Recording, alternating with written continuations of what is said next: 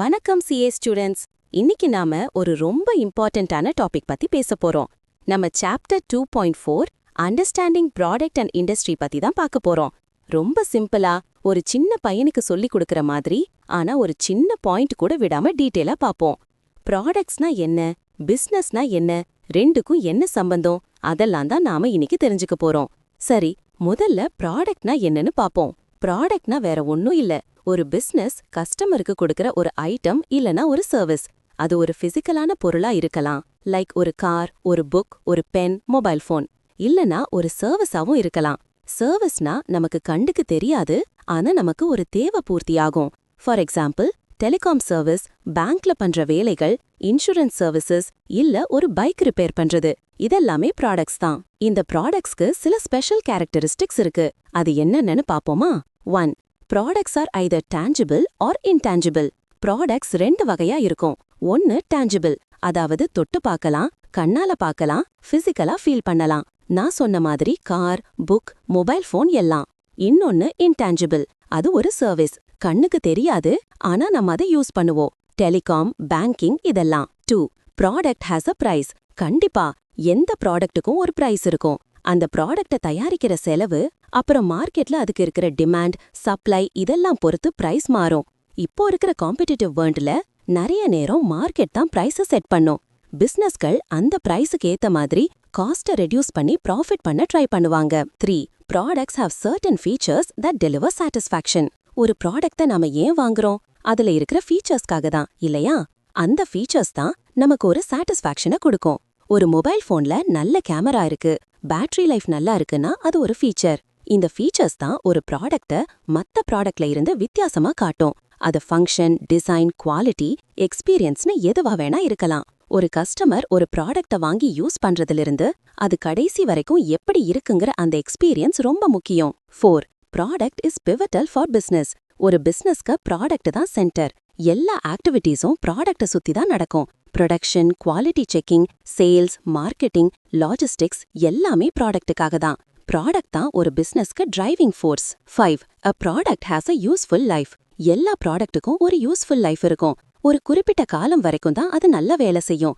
அப்புறம் அதை ரீப்ளேஸ் பண்ணணும், இல்லனா புதுசா ரீஇன்வென்ட் பண்ணணும். ஓல்டு லேண்ட்லைன் போன்ஸ் எல்லாம் இப்போ யாரும் யூஸ் பண்றதில்ல, மொபைல் போன்ஸ் வந்துருச்சு. இதுதான் அது. சரி, இப்போ ஒரு ரொம்ப இன்ட்ரெஸ்டிங் கான்செப்டுக்கு போவோம். ப்ராடக்ட் லைஃப் சைக்கிள்னு சொல்லுவாங்க. இது ஒரு எஸ் ஷேப்ட் கர்வ் மாதிரி இருக்கும். ஒரு ப்ராடக்ட் பிறந்ததிலிருந்து அது மெச்சூர் ஆகி அப்புறம் காணாம போற வரைக்கும் இருக்கிற ஜர்னிய இந்த பிஎல்சி நமக்கு காட்டும். ஃபிகர்ல இருக்கிற எஸ் ஷேப்ட் கர்வை ஞாபகம் வச்சுக்கோங்க. இதுல 4 ஸ்டேஜ் இருக்கு ஸ்டூடெண்ட்ஸ். 1. Introduction stage. இதுதான் முதல் ஸ்டேஜ். புதுசா ஒரு ப்ராடக்ட் லான்ச் பண்றாங்க, அப்போ சேல்ஸ் கொஞ்சம் மெதுவா தான் இருக்கும். நிறைய பேருக்கு அந்த ப்ராடக்ட் பத்தி தெரியாது. காம்படிஷன் ரொம்ப கம்மியா இருக்கும். பிரைசஸ் கொஞ்சம் அதிகமா இருக்கலாம். சேல்ஸ் growth கம்மியா இருக்கும். கஸ்டமர்ஸ்க்கு ப்ராடக்ட் பத்தி அவேர்னஸ் இருக்காது. 2. growth stage. இந்த ஸ்டேஜ்ல ப்ராடக்ட்டுக்கு டிமாண்ட் ஜாஸ்தியாகும். மக்கள் அதை வாங்க ஆரம்பிப்பாங்க. சேல்ஸ் ரொம்ப வேகமா இன்க்ரீஸ் ஆகும். பிரைசஸ் கொஞ்சம் குறைய ஆரம்பிக்கும், ஏன்னா காம்படிஷன் வரும். கஸ்டமர்ஸ்க்கு ப்ராடக்ட் பத்தி நல்லா தெரியும், வாங்கவும் ரொம்ப ஆர்வம் காட்டுவாங்க. 3. Maturity stage. இப்போ ப்ராடக்ட் மார்க்கெட்ல ஒரு ஸ்டேபிளான பொசிஷனுக்கு வந்துடும். சேல்ஸ் growth கொஞ்சம் ஸ்லோ டவுன் ஆகும், காம்படிஷன் ரொம்ப டஃப் ஆயிடும், ப்ராஃபிட் மார்ஜின் கொஞ்சம் குறைய வாய்ப்பிருக்கு. இந்த ஸ்டேஜ்ல பிசினஸ்கள் ஸ்டெபிலிட்டியை மெயின்டைன் பண்ண ரொம்ப ஹார்ட் ஒர்க் பண்ணுவாங்க. 4. Decline stage. இதுதான் கடைசி ஸ்டேஜ். சேல்ஸும் ப்ராஃபிட்ஸும் குறைய ஆரம்பிக்கும். புது ப்ராடக்ட்ஸ் வந்து ஏற்கனவே இருக்கிற ப்ராடக்ட்டை ரீப்ளேஸ் பண்ணிடும். ஃபார் எக்ஸாம்பிள், லேண்ட்லைன் போன்ஸை மொபைல் போன்ஸ் ரீப்ளேஸ் பண்ணின மாதிரி. இந்த ஸ்டேஜ்ல பிசினஸ்கள் டைவர்சிஃபிகேஷன் இல்லனா ரிட்ரென்ச்மெண்ட் மாதிரி ஸ்ட்ராட்டஜிஸை யூஸ் பண்ணி மார்க்கெட்ல சர்வைவ் பண்ண பார்ப்பாங்க. இந்த பிஎல்சி கான்செப்ட் ஒரு பிசினஸ்க்கு ரொம்ப உதவும். எந்த ப்ராடக்ட் எந்த ஸ்டேஜ்ல இருக்குன்னு தெரிஞ்சுக்கிட்டா அதுக்கு ஏத்த மாதிரி ஸ்ட்ராட்டஜிஸை பிளான் பண்ணலாம். இன்ட்ரோடக்ஷன், growth ஸ்டேஜ்ல இருக்கிற ப்ராடக்ட்டுக்கு எக்ஸ்பான்ஷன் பண்ணலாம். மெச்சூரிட்டில இருக்கிற ப்ராடக்ட்ல இருந்து வர கேஷை மத்த ப்ராடக்ட்ல இன்வெஸ்ட் பண்ணலாம். டிக்ளைன்ல இருக்கிற ப்ராடக்ட்டுக்கு வேற ஏதாவது பிளான் பண்ணலாம்.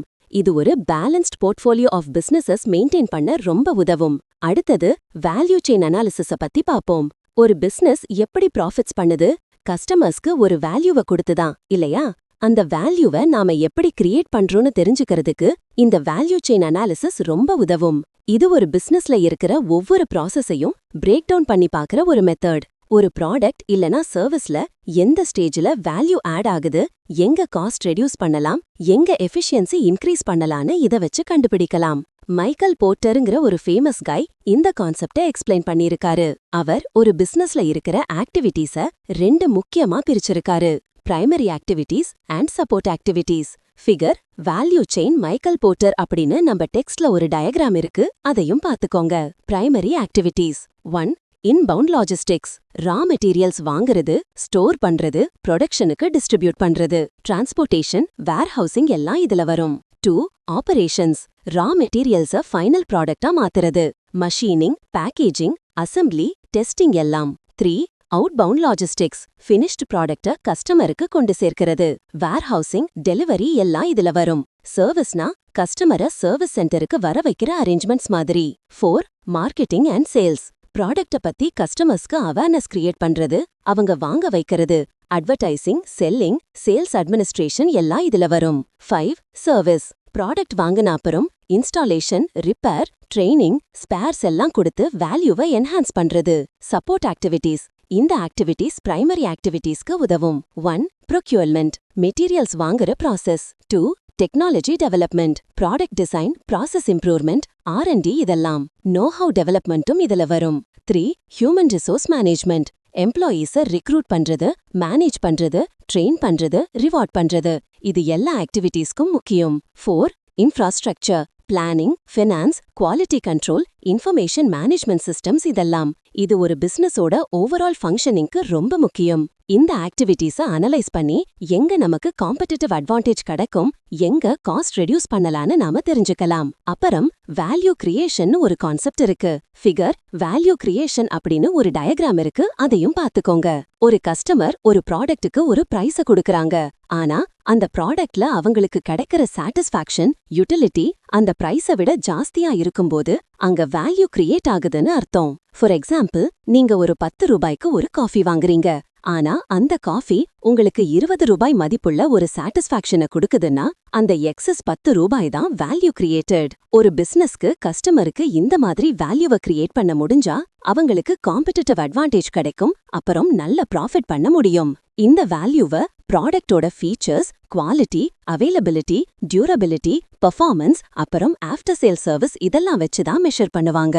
சோ ஸ்டூடெண்ட்ஸ், இந்த சாப்டர்ல நாம ஒரு ப்ராடக்ட்னா என்ன, அதோட கேரக்டரிஸ்டிக்ஸ் என்ன, அப்புறம் ஒரு ப்ராடக்ட்டுக்கு எப்படி ஒரு லைஃப் சைக்கிள் இருக்கு, அப்புறம் ஒரு பிசினஸ்ல எப்படி வேல்யூ கிரியேட் ஆகுதுன்னு வேல்யூ செயின் அனாலிசிஸ் வச்சு டீடைலா பார்த்திருக்கோம்.